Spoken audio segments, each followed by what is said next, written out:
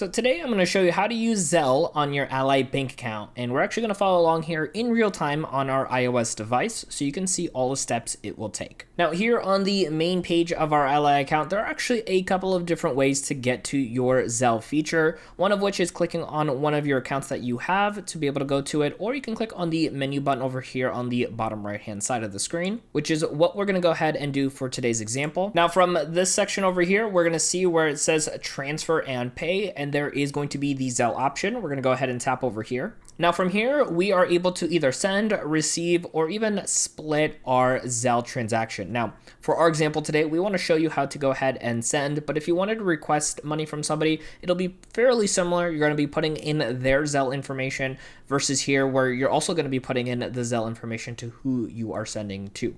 Now you can also do recipients over here, but in this section for our send, you'll see also that same option. So we're going to go ahead and click on the send, and I'll show you in this next section. Now, as we're going through this, you might get the question of asking for Zelle to have access to your contacts. You can go ahead and do that to show all the people in your life that might already have access to Zelle based off of your contacts, but you can also hit no and just go through the section that we're going to go through here today, which is adding a new recipient. Now, if you chose like myself not to allow contacts, you're going to see here pretty much an empty space for the most part. Obviously, we got one contact in here, but we want to go ahead and show you how to add another contact. And that's going to be with this little icon up here towards the very top. It's going to have the profile icon with a little plus sign. We're going to tap on this. And from here, you can go ahead and either select from your phone contacts if you'd like to, or just go ahead and say add new recipient, which is what we're going to do for today's example. Now from here, it will first and foremost ask if it is a business. So make sure you toggle that on if that is the case. Then you're going to go ahead and place the first and last name of the person. And then you can also do an optional nickname if you'd like. So if you have like a landscaper, or if you're paying rent for somebody,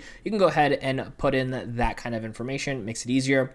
And then it's going to ask you for the phone number information over here, which we're going to go ahead and plug in as well. So I'm going to fill all this out. Once everything looks good, we're going to click on add and continue. So we went ahead and added our new recipient. I actually had to remove the previous recipient because it's the same one I was trying to add in. So now it's over here for us, and we can see the little Zelle icon right over here on the bottom right hand side of that circle. That means that person already has access to Zelle and most likely has used it, so they are familiar with that process. Now for us, let's go ahead and send this person some money. So we're going to go ahead and tap on the recipient, and from here it is going to ask us to just verify. This is essentially just like handing somebody money. It is just making sure that it is the correct person, so it'll have their name in bold over here just to make sure that all that information is correct. If that looks right, we're going to go ahead and click on continue. Now from right over here, first and foremost, I always like to remind people to check out the payment limits by clicking on here. Everyone is going to be just a slightly bit different on how much you can send or receive and how long that can happen. So for ours here, you could see within 1 to 3 business days, it is about $5,000. So we're going to go ahead and close this off, and we're not sending him that much money here. And that's going to take us back to this here, and we're going to go ahead and toss in how much we want to send them. So for our example here today, we're going to go ahead and just send the $1,